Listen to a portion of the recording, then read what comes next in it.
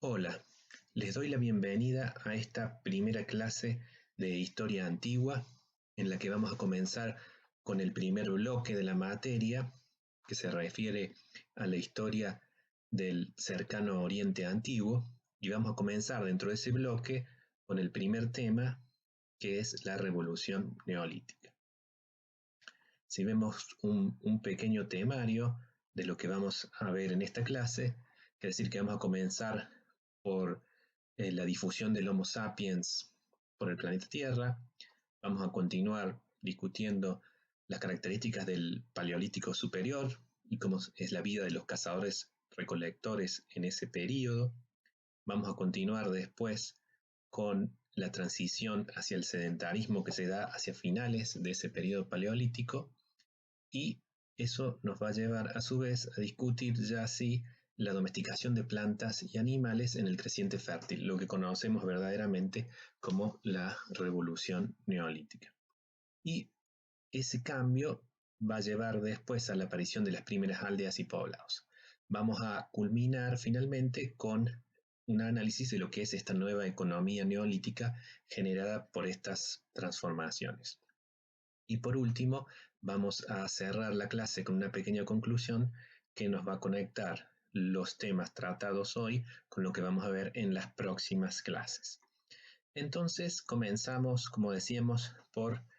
el Homo sapiens y su difusión por el planeta. Como ustedes saben, con este término de Homo sapiens hacemos referencia a lo que podemos llamar también el hombre anatómicamente moderno, es decir, la especie humana que habita actualmente sobre el planeta Tierra, que surgió en la historia del planeta como resultado de un proceso de evolución que llevó algunos millones de años. La aparición del Homo sapiens se da aproximadamente entre el 300.000 y 200.000 años antes del presente. Es un tema que todavía está en discusión cuando se da precisamente la aparición de ese subtipo de homínido al cual nosotros pertenecemos, y nuevos hallazgos de fósiles pueden modificar nuestro conocimiento respecto a este tema en cualquier momento, pero digamos que con certeza ya para 200.000 años antes del presente, en África contamos con la presencia firmemente establecida del Homo sapiens, que a partir de ese momento inicia un camino de expansión por el resto de la superficie terrestre, en la cual va muchas veces a entrar en contacto con otras subespecies o especies de homínidos, como el hombre de Neandertal, por ejemplo, y finalmente el Homo sapiens se va a imponer sobre todas esas otras variantes y va a terminar siendo la única especie superviviente. Si bien en algunos casos no es que necesariamente las otras vayan a ser eliminadas necesariamente, sino que va a haber también mezclas y contactos estrechos. Por lo menos eso es lo que nos muestra la evidencia genética. Precisamente los análisis genéticos de la población moderna del mundo han permitido reconstruir el recorrido que hizo el Homo sapiens en su expansión desde su origen en el continente africano hacia el resto del mundo. Y en este mapa nosotros vemos lo que fue ese recorrido representado a partir de lo que son los estudios del ADN mitocondrial. El ADN mitocondrial es una parte del ADN humano que se transfiere exclusivamente por línea materna y que entonces permite seguir los linajes matrilineales a lo largo de periodos muy extensos de tiempo. Ese análisis permite reconstruir entonces las conexiones de parentesco entre los grupos humanos originarios de los distintos continentes y reconstruir cómo fue entonces la dispersión. Saliendo de África, vemos que el hombre llega primero a Europa, Asia, y de allí a su vez va a Oceanía y a América. Quizás en este otro mapa podamos ver lo que es ese circuito de expansión del Homo sapiens por la superficie del planeta Tierra con mayor claridad. Ahí vemos en ese círculo rojo a la izquierda de la pantalla, lo que sería el origen aproximadamente del Homo sapiens en el centro de África, y cómo desde allí una corriente de expansión lo lleva hacia el cercano oriente y de allí se expande por Europa y Asia, y luego de Asia por Oceanía y el continente americano. Una vez que el hombre se expandió por todo el planeta, se difundió con él una forma de vida que es la que conocemos como la de los cazadores-recolectores. El Homo sapiens, al igual que cualquier otra especie avanzada sobre la superficie de la Tierra, sobrevive a partir de la extracción de recursos del ecosistema. Los mecanismos utilizados en este caso por el Homo sapiens va a ser la caza y recolección. Aquí vemos en esta imagen una ilustración de cazadores recolectores del siglo XX. No de los paleolíticos de lo que nosotros estamos hablando, pero el estudio de cazadores recolectores del siglo XX ha permitido en muchos sentidos entender mejor los registros fósiles de los antiguos cazadores recolectores de hace miles de años, porque todo parece indicar que si bien habría diferencias en muchos aspectos, las formas de vida habrían presentado semejanzas considerables. ¿Cómo era la vida de estos cazadores y recolectores del Paleolítico? Tradicionalmente siempre se ha tenido la idea, y puede ser algo todavía difundido fuera de los círculos de los especialistas que se dedican al tema, de que el cazador primitivo vivía en una condición muy precaria, en la cual su subsistencia se encontraba permanentemente amenazada por la falta de alimentos. Esa tesis tradicional fue fuertemente criticada en la segunda mitad del siglo XX, cuando los resultados de estudios antropológicos sobre comunidades de cazadores y recolectores contemporáneos, sobre todo en África y en Australia, permitieron trazar un panorama completamente distinto, al punto que un famoso antropólogo norteamericano, Marshall Salins, que generaría polémica con un trabajo en el cual se referiría a la sociedad de los cazadores-recolectores primitivos como una sociedad opulenta, es decir, una sociedad que contaba con recursos suficientes para satisfacer sus necesidades y que para nada estaba expuesta a una situación de escasez. Esa sociedad opulenta de los cazadores recolectores podemos definirla en una serie de características bastante precisas. Por un lado, esa opulencia de la que hablamos tiene que ver antes que con una abundancia verdaderamente de recursos, con una limitación de las necesidades. Los cazadores recolectores, influenciados por su necesidad de desplazarse en busca de alimento, es decir, por su nomadismo, se contentan con la satisfacción de sus necesidades básicas y la organización de la sociedad,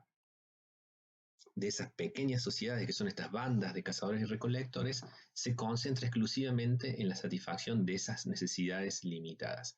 Y tenemos que decir que la tecnología con la que de la que disponen, si bien es limitada y no avanza prácticamente,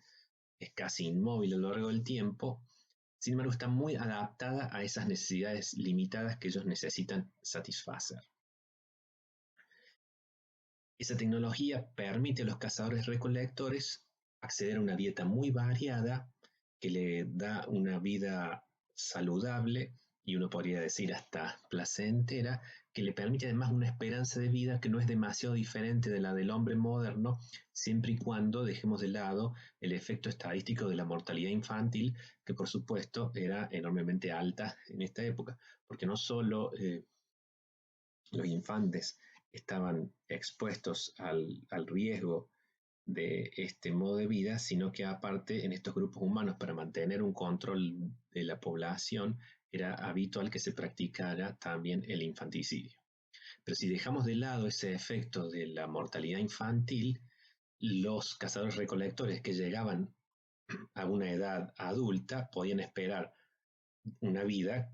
de 70 años, que no difiere considerablemente de la expectativa de vida en las sociedades modernas. Entonces, esta sociedad era opulenta sobre todo porque el gran beneficio del que disponían estos cazadores y recolectores era una jornada de trabajo limitada, comparada con la de otros periodos de la historia. Los estudios antropológicos de esas sociedades de cazadores-recolectores contemporáneos han puesto en evidencia que con una jornada de trabajo promedio de 3 a 5 horas por día se logran satisfacer plenamente las necesidades de esas comunidades, lo cual, como resultado de estos estudios, representa una verdadera sorpresa, porque siempre se había creído que esa necesidad imperiosa y la escasa capacidad de obtener alimentos mediante la caza obligaba a estos hombres a estar permanentemente en busca de nuevos alimentos, pero al contrario puede verse en esas sociedades que fueron estudiadas antropológicamente que la comida no es escasa para estos grupos y que no representa un desafío demasiado considerable su obtención. Obviamente, esas 3-5 horas de trabajo son de trabajo promedio. En realidad, lo que la evidencia antropológica indica en esos estudios es que los cazadores y recolectores por ahí tienen una serie de días en los que se trabaja intensamente y que se procura una buena cantidad de alimento y que luego ese alimento se consume y viene una serie de días dedicadas en los cuales no se trabaja y que están dedicados al ocio. Es decir, la riqueza de este hombre paleolítico, de estos cazadores y recolectores también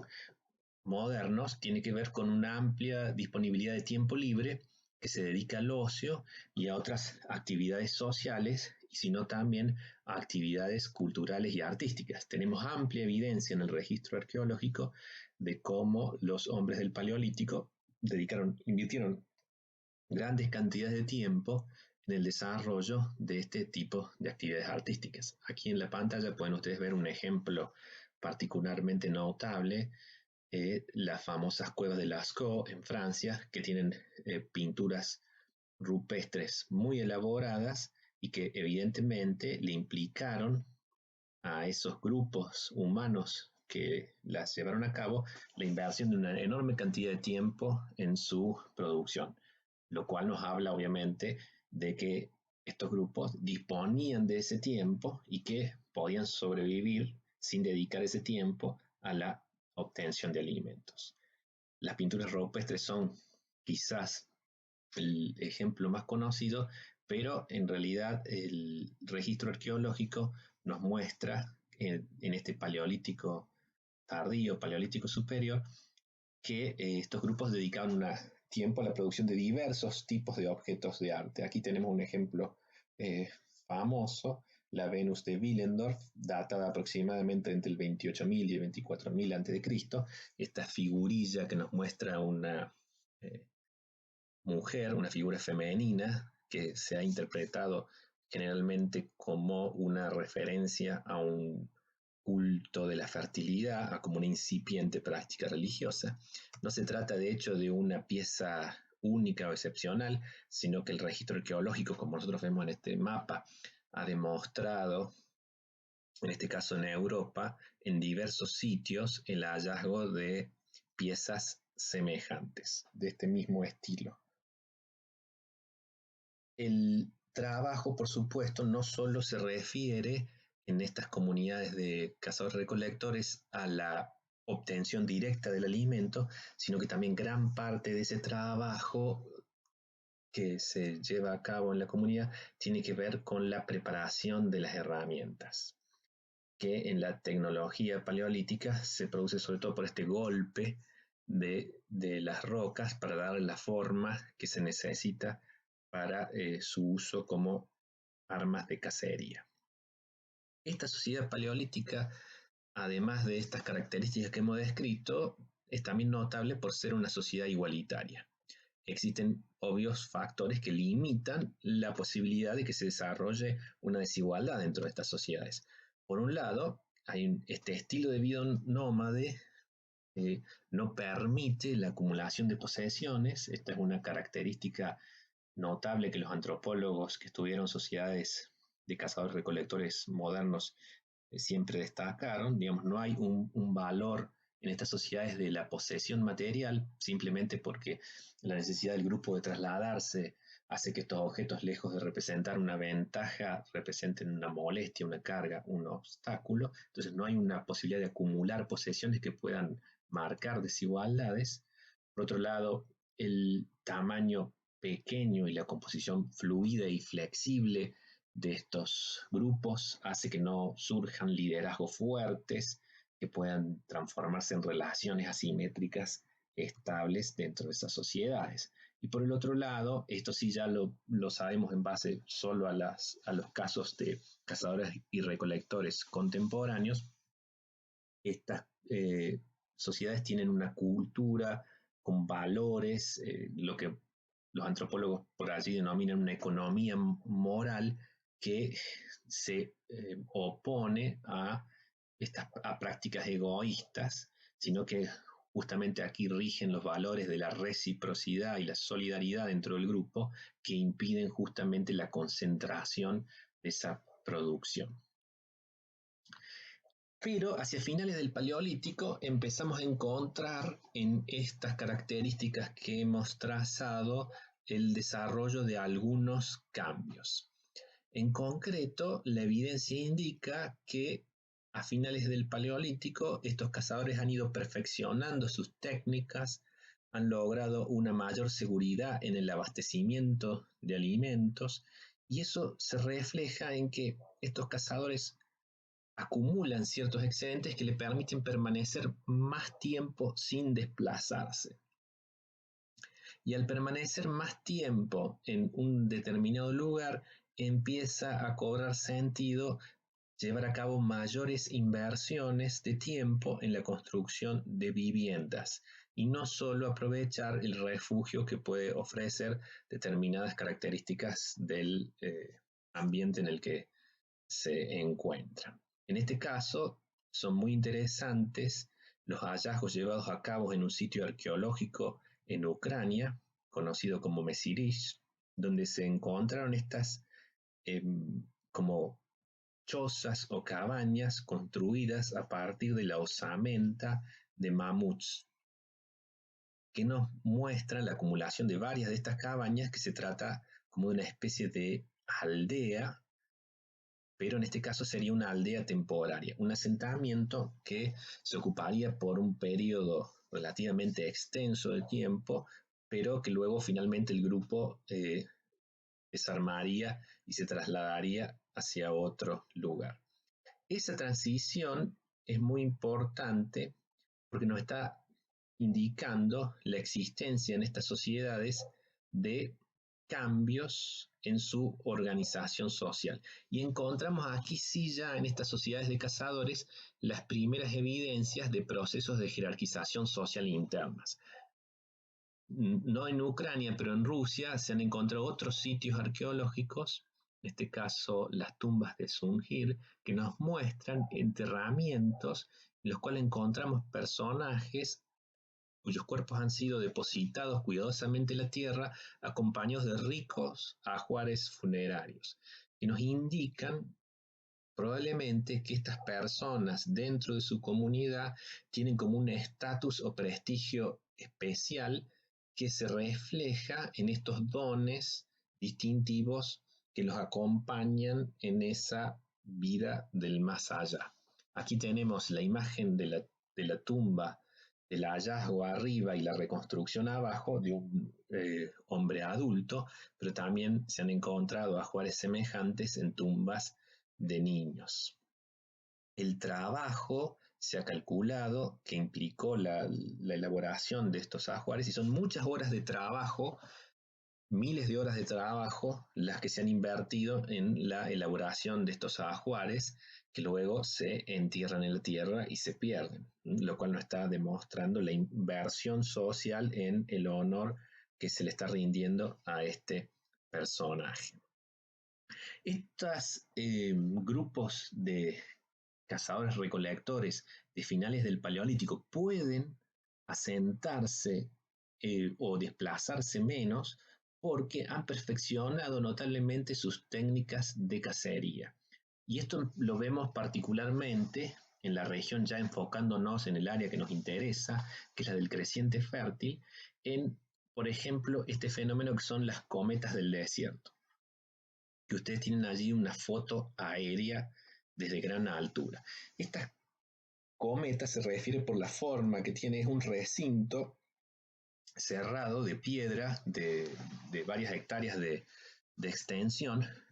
en el cual los cazadores van impulsando rebaños salvajes de gacelas u otros animales por este como cono de entrada hacia la derecha de la imagen que ustedes pueden observar aquí, y una vez que el rebaño entra hacia el interior de ese recinto, los cazadores cierran y entonces tienen como un rebaño atrapado de gacelas al cual con facilidad pueden recurrir para obtener alimento. Entonces es como una de esas primeras prácticas de control más directo de la naturaleza. Todavía es una economía extractiva, no es una economía productiva. Los animales no han sido domesticados, pero sí se encuentran bajo un control más directo de los grupos humanos que permite un abastecimiento más seguro de alimentos. Estos procesos que se dan a finales del Paleolítico, de una transición gradual hacia una vida más sedentaria y el contacto más estrecho que eso permite con algunas especies animales y también vegetales, es lo que marca el inicio de la transición hacia lo que conocemos como la revolución neolítica. Este concepto de revolución neolítica, que fue propuesto en la primera mitad del siglo XX por el arqueólogo australiano Bere Gordon Childe y se ha impuesto como concepto canónico en la historiografía, hace referencia a la idea de una revolución, no tanto por tratarse, en este caso, la domesticación de plantas y animales, de un cambio abrupto y violento, sino en el sentido de que es un cambio radical que transforma profundamente la vida de los grupos humanos, es decir, un cambio revolucionario. En ese sentido se está haciendo aquí uso de este concepto. Esa domesticación de plantas y animales, en el primer lugar que se produce en todo el mundo, es en este creciente fértil del cercano oriente que nosotros vamos a estudiar en este primer bloque del programa de historia antigua. Ustedes tienen allí a la derecha de la pantalla un mapa muy esquemático de lo que es esa región del Mediterráneo oriental, donde tenemos representado allí en esa superficie más oscura lo que sería el ámbito territorial de una cultura que identificamos a partir de los restos de su producción material y que denominamos como cultura natufiense. Esta cultura es importante porque sería la que produce por primera vez este cambio de una economía basada en la cacería y la recolección hacia una economía basada en la agricultura y la ganadería. Hacia finales del Paleolítico, los natufienses, asentados en esta zona, comienzan un proceso de transición hacia un sedentarismo gradual, y en ese sedentarismo gradual estos grupos obtienen gran parte de su alimento de la recolección de cereales que en esta región crecen de manera silvestre, de manera natural. Entonces ya tenemos aquí los ingredientes previos que van a permitir a estos grupos el control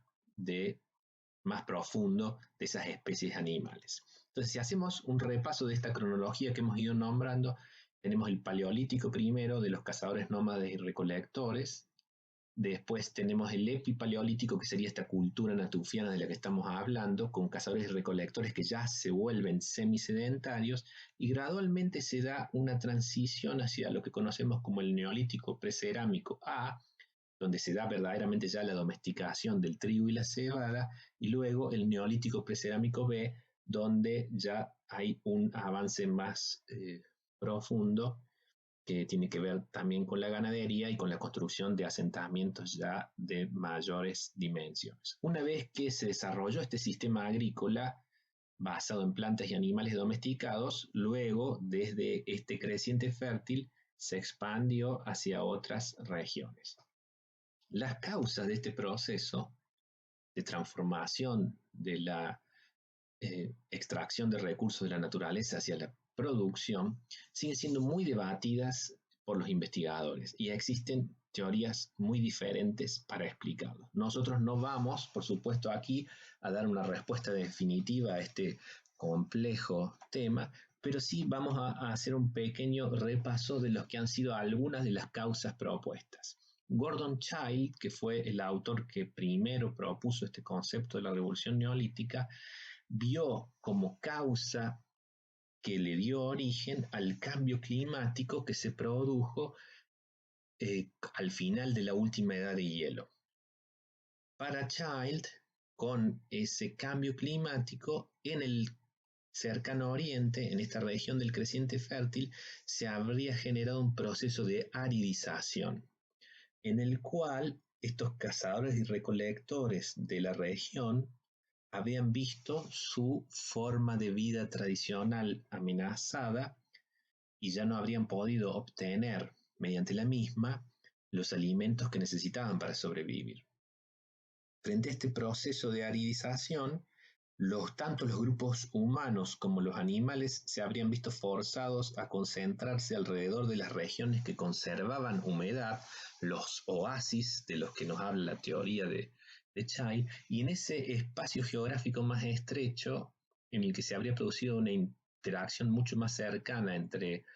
hombres por un lado y animales y plantas por el otro, es donde se habría dado, bajo el impulso de esa necesidad de encontrar nuevas formas de subsistencia, según Childe, la domesticación. Esta teoría clásica de mediados del siglo XX sería luego desafiada por diversas teorías alternativas. Nosotros no vamos a desarrollar, por supuesto, no podemos aquí todas. Eso solo sería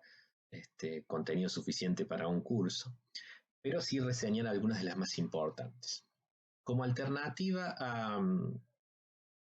Childe,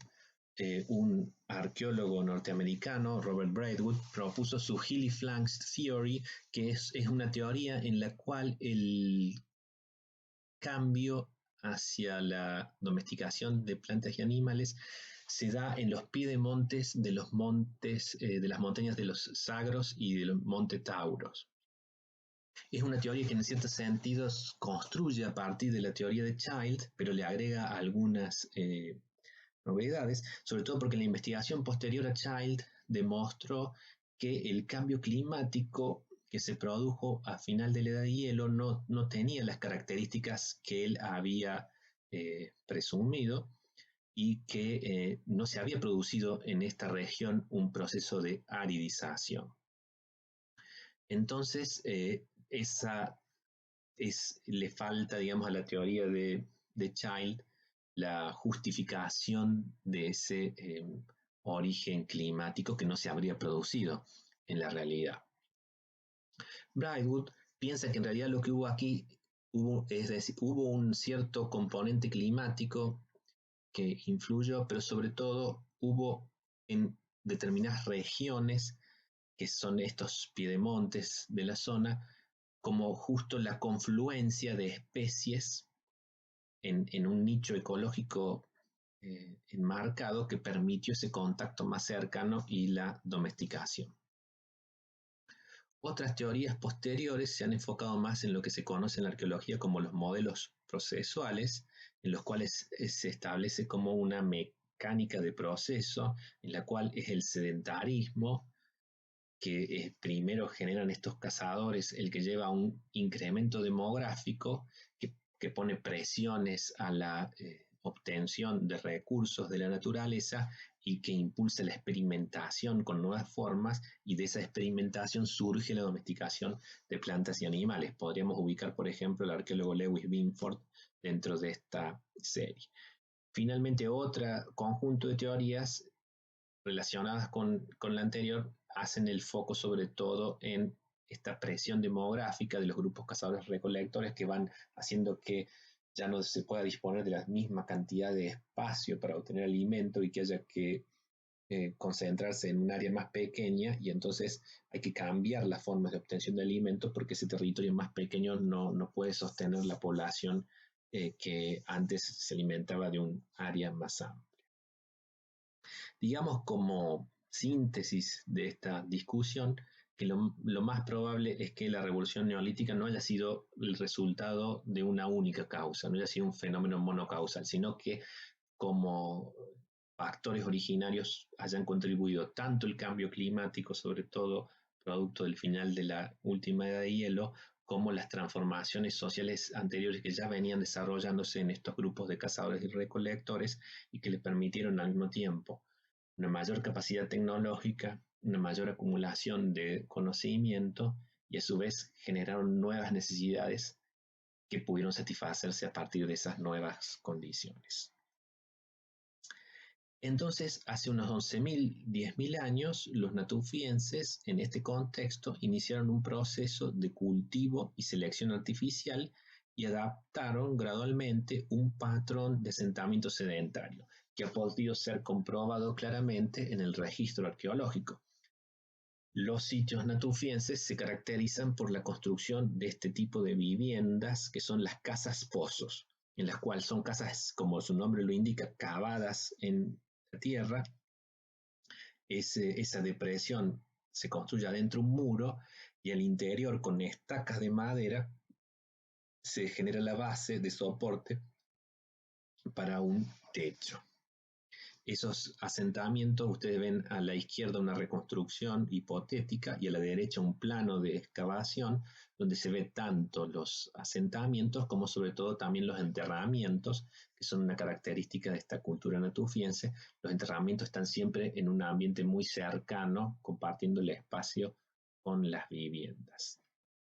Los natufienses desarrollan rápidamente una capacidad de almacenamiento, y esto lo vemos porque en estos asentamientos de pequeñas aldeas podemos identificar edificios que han sido construidos no con un fin de vivienda, sino con un fin de almacenar los alimentos obtenidos mediante el cultivo. Aquí vemos a un grupo de arqueólogos excavando uno de estos edificios en un sitio natufiense. Acá vemos la reconstrucción superpuesta la foto de lo que es la planta del edificio que se está trabajando, y aquí vemos una reconstrucción de lo que sería ese edificio, una especie de granero en el cual en el interior se habrían depositado en cestas los granos obtenidos por la cosecha. Este edificio se ha podido reconstruir a partir de la estratigrafía, su perfil de utilización a lo largo del tiempo, y se calcula que fue utilizado por un periodo de aproximadamente unos 50 años, luego abandonado y luego vuelto a utilizar.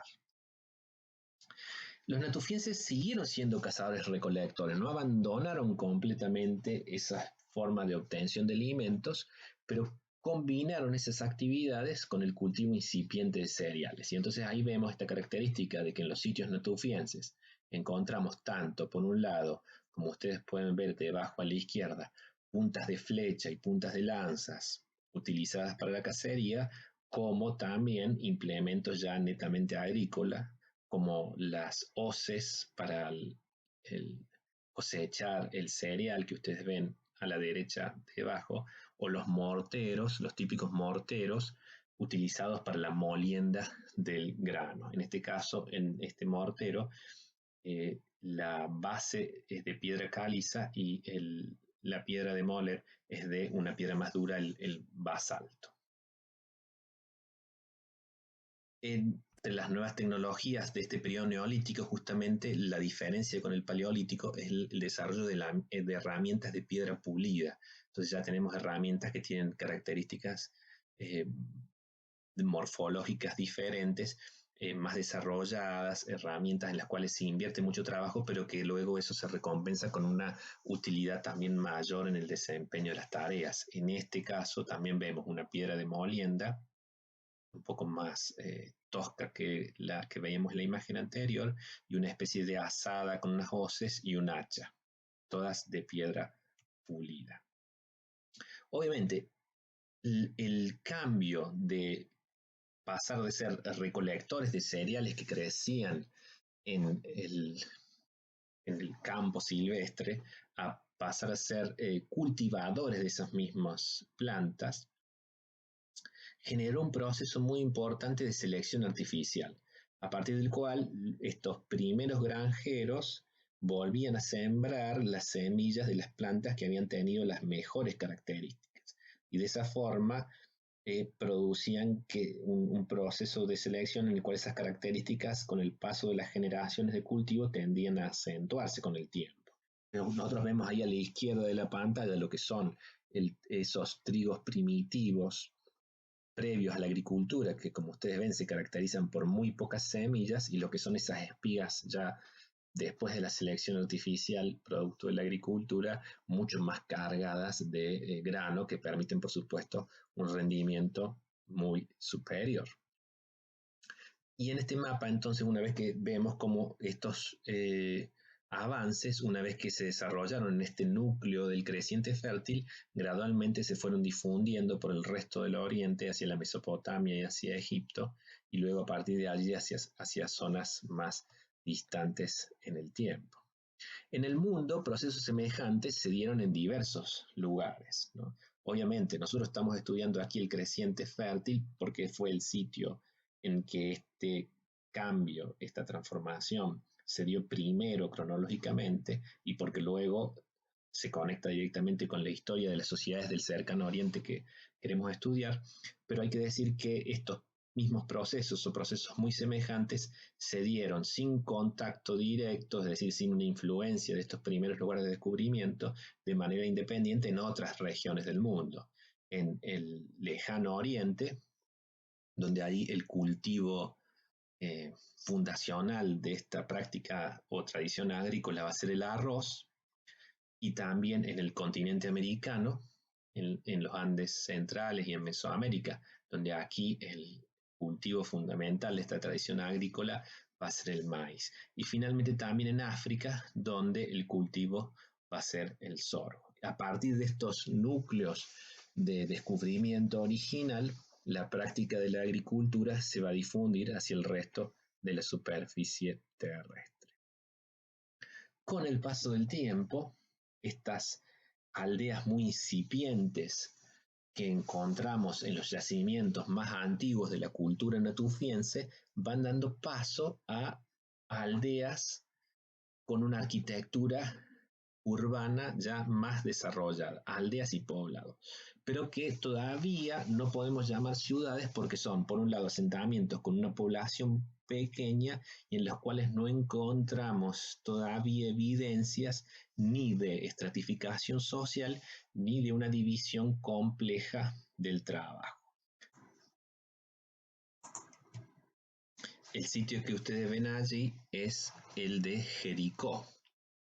datado aproximadamente en el 9400 a.C. Se trata de un asentamiento compuesto por unas 70 casas, cuya población se estima en unos 1000 habitantes, y como característica distintiva vemos, lo que ustedes pueden apreciar claramente en la imagen de esta reconstrucción, es un muro defensivo que rodea todo el recinto. En este caso se trata de un muro de 3,5 metros de altura que a distancias regulares está dotado de torres de vigilancia. Esto nos habla, por un lado, de una organización social más compleja que permite la cooperación de los individuos que integran esta comunidad en una escala suficiente como para llevar a cabo este gran proceso de inversión colectivo que implica la construcción de estas murallas. Y por el otro también de la existencia de amenazas que hacen necesario la construcción de estos muros. Obviamente quizás probablemente el objetivo es defender los bienes de la comunidad frente a posibles ataques de personas o de individuos o grupos externos, aunque también se ha especulado que estas murallas pueden haber cumplido una función frente a situaciones de inundación también. De todos modos, parece claro que se trataría en ese caso de una función secundaria, y todo parece indicar que el objetivo primordial de estas murallas sería defensivo. Un poco posterior a Jericó tenemos el sitio de un asentamiento ya de mayores dimensiones, lo que es Catalhuyuk, un asentamiento en el sur de Anatolia, relacionado con esta cultura natufiense, en el cual ya nos movemos en una escala diferente a la de Jericó. Ustedes pueden ver ahí una foto aérea en la cual se reconoce aquí lo que es el trazado de la ciudad, y aquí a la derecha una reconstrucción de lo que es ese trazado. Un asentamiento de unas aproximadamente 10 veces el tamaño de Jericó, compuesto de unos 10.000 habitantes. Este asentamiento es muy interesante porque ha sido, desde su descubrimiento, poco después de la mitad del siglo XX, un arqueólogo inglés, Mallard, ha sido desde ese momento muy investigado el asentamiento, así que se podemos reconstruir con bastante detalle sus características y deducir mucho de cómo era la vida de sus habitantes. Tenemos que decir que una característica llamativa es que encontramos en Catalhuyuk una aglomeración muy estrecha de viviendas, entre las cuales no hay espacio de separación. Parece que el tránsito en este recinto se hace por encima de los techos de las casas, digamos como que todas las casas están pegadas y el espacio público por el cual los habitantes circulan está compuesto por los techos de todas estas casas, a las cuales se ingresa justamente por una especie de puertas trampas, trampillas que vemos en las superficies planas de esos techos. Muy llamativo también del sitio de Catalhuyuk es la existencia de espacios de culto mucho más sofisticados y organizados de los que encontramos en el registro arqueológico anterior, donde por un lado vemos objetos de culto asociados a la figura del toro y por el otro lado estatuillas como de una especie de lo que se ha llamado una diosa madre, ustedes ven ahí a la izquierda, con rasgos parecidos a los de la Venus de Willendorf que veíamos antes, probablemente con referencias también a un culto a la fertilidad femenina y de la naturaleza. ¿Cómo es esta economía neolítica? Para compararla con esa sociedad opulenta de los cazadores y recolectores. Y tenemos que decir que contrariamente a lo que podríamos pensar, la transición de ese modo extractivo de economía hacia un modo productivo no estuvo necesariamente relacionado con el logro de importantes ventajas, por lo menos no inmediatas, por supuesto. La transición del nomadismo al sedentarismo ya definitivo permitió a estos grupos humanos acumular posesiones, bienes, que ahora sí tenía sentido conservarlos, porque como uno ya no se desplazaba, no representaban un obstáculo para esos desplazamientos humanos.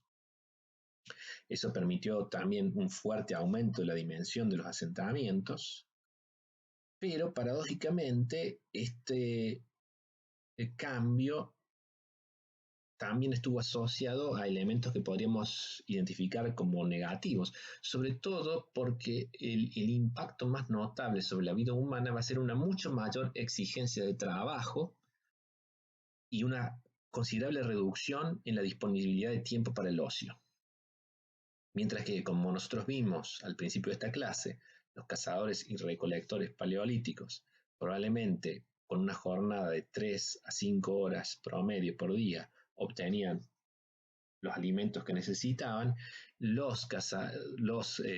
granjeros primitivos, en esta agricultura todavía muy básica, que se lleva a cabo con herramientas muy precarias, que está sujeta a los azares climáticos y que en ese sentido puede ser muy poco productiva en ocasiones, requiere una jornada laboral mucho más extensa, probablemente de 8 horas diarias o más en promedio. Y aquí hay una característica también que es muy importante destacar, mientras que en las sociedades de cazadores y recolectores, esa jornada de trabajo de 3-5 horas es una jornada de hombres y mujeres adultos y los niños prácticamente tienen muy poca participación en la producción de alimentos en las sociedades agricultoras del temprano neolítico parece indicar todo que los niños también se ven necesitados a participar en este esfuerzo colectivo con varias horas de trabajo diarias para tareas tales como buscar agua, leña, recolectar utensilios, etc. Es decir, si bien se aumenta la capacidad productiva, con la domesticación de plantas y animales, ese incremento de la capacidad productiva viene asociado a una necesidad de trabajo mucho mayor. A su vez, entonces, esto genera también, junto con el mayor tamaño de los grupos humanos, un incremento en el número de necesidades. Hay una necesidades en expansión, y bueno, y al mismo tiempo, lo que el registro arqueológico, al estudiar los restos humanos que vemos en estos enterramientos natufienses, nos indica es que la dieta de estos primeros agricultores, comparada con la de los cazadores recolectores, se vuelve mucho menos variada. Y esto también se refleja en un resultado inesperado, que es que todo parecería indicar que la esperanza de vida de estos primeros agricultores sería ligeramente inferior a la de los cazadores recolectores. Todo esto es muy hipotético, pero la evidencia parece indicar un cambio en este sentido. Sobre todo esto sería el resultado de que en estos asentamientos con población más densa, con condiciones higiénicas muy primitivas, son mucho más comunes ciertos tipos de enfermedades infecciosas a los cuales los cazadores recolectores por su estilo de vida no están tan expuestos. Obviamente, dejando de lado estas, podríamos decir, consecuencias negativas del cambio, tenemos que decir que se trata de fenómenos transitorios, por lo menos mirados desde la perspectiva de la larga duración histórica, y que el fenómeno positivo de la revolución neolítica va a tener que ver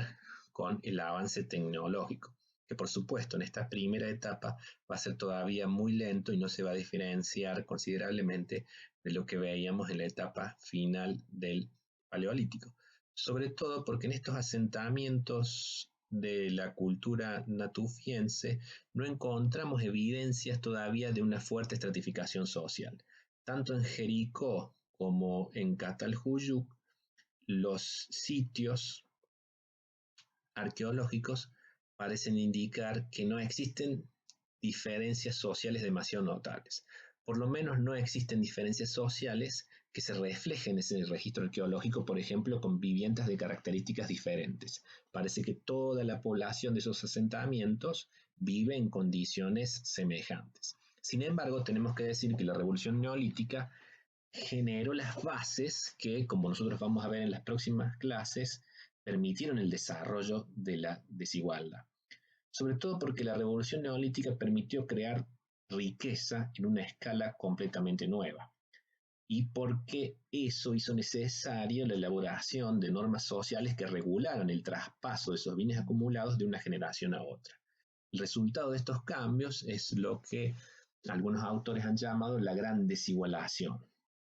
El surgimiento dentro de estas comunidades igualitarias, gradual con el tiempo, de una élite que va a asumir funciones dirigentes, que tenemos representado en esta imagen de un sacerdote sumerio de una etapa posterior que vamos a ver en las próximas clases. Entonces, tengamos en cuenta esto que surge en este periodo. Los dos determinantes cruciales de la desigualdad en las sociedades humanas son derechos de propiedad sobre la tierra y el ganado y la capacidad de transmitir riqueza de una generación a la siguiente. Las dos características empiezan a surgir gradualmente con el paso del Paleolítico al Neolítico, con la domesticación de plantas y animales. Si tenemos entonces como conclusión de esta clase, tenemos que decir que el Neolítico fue un hito económico y tecnológico. Esto está fuera de discusión. También representó para las sociedades humanas que experimentaron estos cambios económicos y tecnológicos una necesaria transformación social y cultural que fue realmente radical, porque no fue una transformación superficial, sino una transformación muy profunda de todas las formas de vida de esas sociedades. Digamos que en última instancia los impactos más significativos se registraron en las formas de interacción de los humanos entre sí y de los humanos con el medio ambiente que los rodea. Y lo importante, y con esto terminamos, porque nos deja abierto el tema para la próxima clase, es que estos cambios prepararon el camino para la aparición de las ciudades. Ya vemos en la evolución de un asentamiento como Jericó hacia un asentamiento como Catalhuyuk, en ese cambio de la dimensión, de la escala del asentamiento, la tendencia de la línea de cambio que va a llevar con el tiempo a la aparición de formas mucho más complejas de organización social, como vamos a ver en las próximas clases.